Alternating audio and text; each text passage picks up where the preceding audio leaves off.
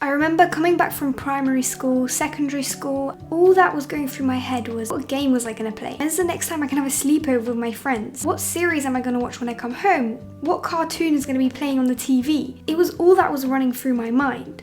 I also remember laying on my sofa in my house. It was a week before Christmas holidays and I had no responsibilities, no worries, no exams coming up, no deadlines coming up. All that I was focused on was Christmas. And to think that I'll never be able to feel like that again. I'll never be able to feel the feeling of having no responsibilities. The only way I can bring it back is by imagining it. There's no other way to bring it back.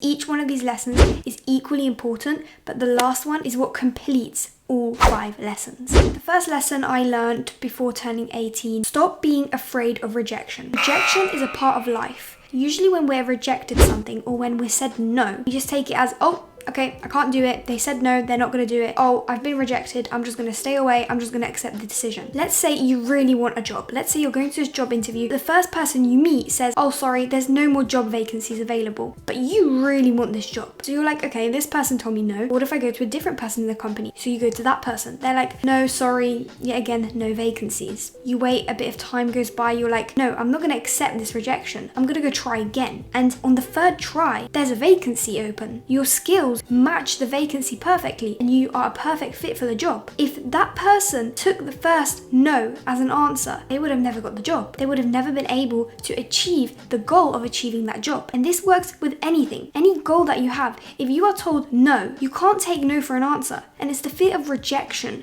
that makes people reluctant to go ask again. Because there's nothing wrong asking again. You're not missing out on anything by trying again. You're either just gonna be rejected again or you might actually be accepted. Somebody might actually agree to doing something that you want them to do. If you want something, you have to chase after it. The next lesson is making mistakes is a way of learning.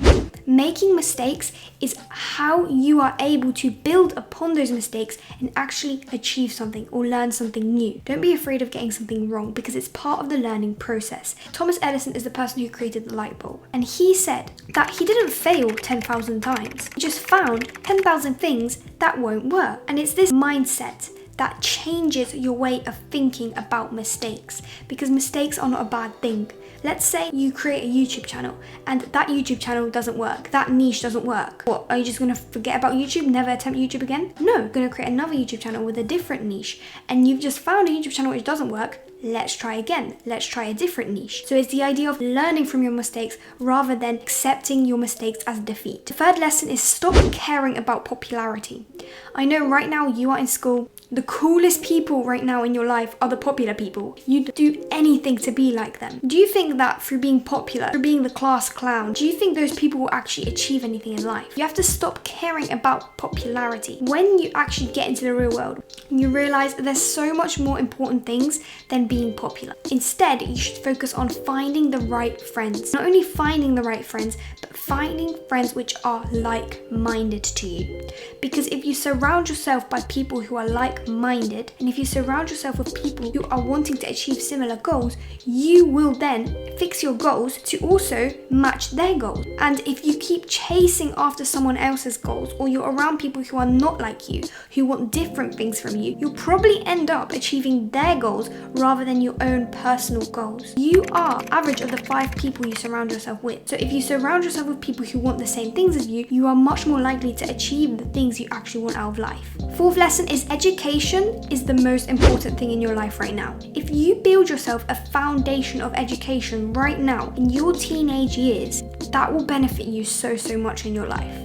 Because you may be like, oh, but all these like successful entrepreneurs, some of them like were always bad at school, they don't have any qualifications or anything, and look, they're like multi-millionaires. But just because it worked for them doesn't mean that works for you. But would you much rather have a nice foundation of education as a backup plan, or just risk everything and go into life and then fail and not have a backup plan? It's about building this foundation for yourself and building this educational foundation. And when I say education is important, I don't mean just what you learn at school, because arguably it's self-education that is the real important thing here. This can include reading books, learning about taxes, assets and liabilities, responsibilities, property, so much you need to learn that school won't teach you, that is so important for building that foundation to your life. So if you do that all right now, it'll make it much more likely that you will succeed when you're an adult and when you want to achieve your goals. You'll also be respected a lot more. If people know that you have an educational background, if people know that you're smart, if people know that you've attended this good university, if you've got this qualification, if you are an expert in this area, and you'll basically be getting things out of life a lot easier,